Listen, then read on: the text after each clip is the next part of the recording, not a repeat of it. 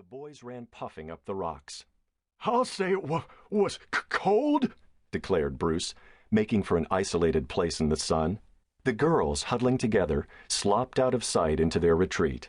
Collie kept swimming and splashing about. Roddy conceived an idea she was doing it to annoy John. "Collie younger, you come right out of there," yelled John. "You'll catch your death." "Cold water's good for me. Cools me off," replied the girl. "Yes, and your hair will look fine tonight for the dance." That clever sally had the desired effect. But Collie did not bother to wait around back of the rocks like the other girls. She boldly climbed up at the point where she had plunged off. "You're a sight," declared John, whipping off his coat and making toward her. "What for? Sore eyes?"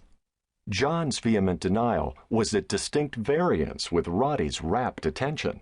The beauty and the daring of the girl were potent enough to counteract his resentment at her impertinence to John and an underlying disapproval of her lack of modesty. "Yeah? Well, you don't have to look at me," rejoined Collie flippantly. "Here, put this on." "I don't want your coat." "Collie, you look like hell." "Jealous, big boy? You would be. I'll bet if you and I were here alone, you wouldn't register such absurd objection." I won't have this," sputtered Brecken. "You won't?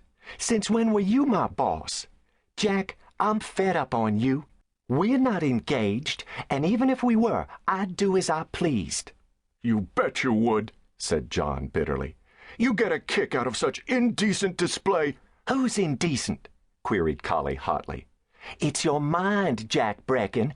Shut up, or I'll drop what I've got on and go in again." John flung his coat upon her and wheeled in high dudgeon to climb up on the bench, where the boys teased him good-humoredly. Roddy preferred to leave his perch on the rock and saunter up the creek under the trees. It seemed good to get back to Arizona, to which he had returned only infrequently during the last few years.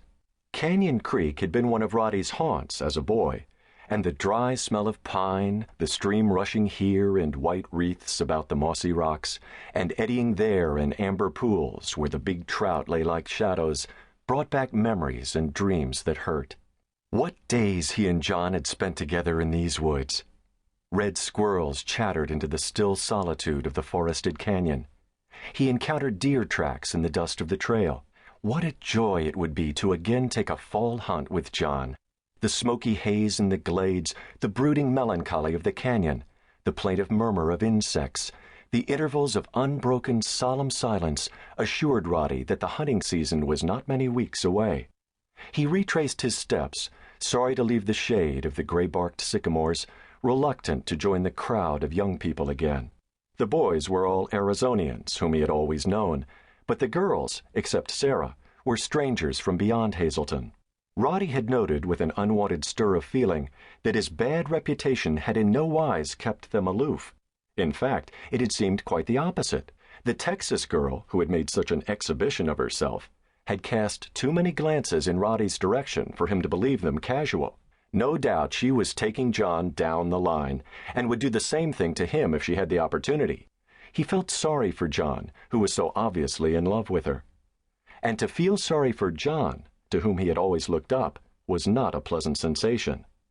But what eyes that girl had!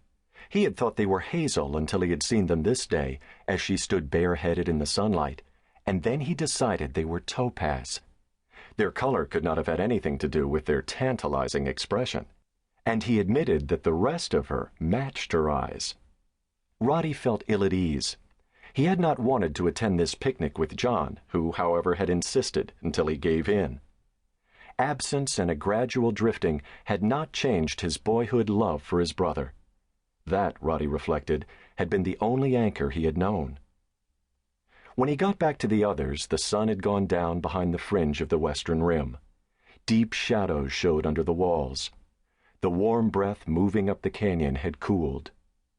Roddy's last glance at the creek took in the green-gold sycamore leaves floating downstream. The boys were packing baskets and coats to the cars parked some distance away. John, looking somber and with traces of his anger still on his face, stood apart, evidently waiting for Collie. It developed, however, that he was waiting for Roddy. "Collie's riding back with Bruce and Sarah," he said. "I'm